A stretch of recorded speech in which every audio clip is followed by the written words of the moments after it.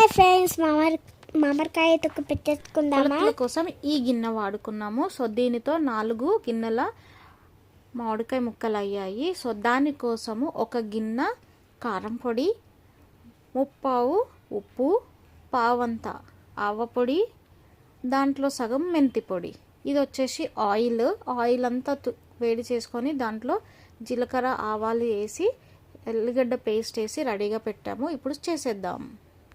So first మనం mix చేసుకున్నాం కదా, కారం పొడి, మెంతి పొడి, ఆవు పొడి అండ్ ఉప్పు. సో ఇదంతా కూడా మనం ముక్కల్లోకి వేసి మొత్తం అంతా కలిపేసుకున్నాం కదా. ఇప్పుడు ఆయిల్ పోసేసుకుందాం. ఇప్పుడు మళ్ళీ మంచిగా ఆయిల్, ఉప్పు, కారము, ముక్కలు అన్నీ కలిసేలాగా మంచిగా మిక్స్ చేసుకుందాము.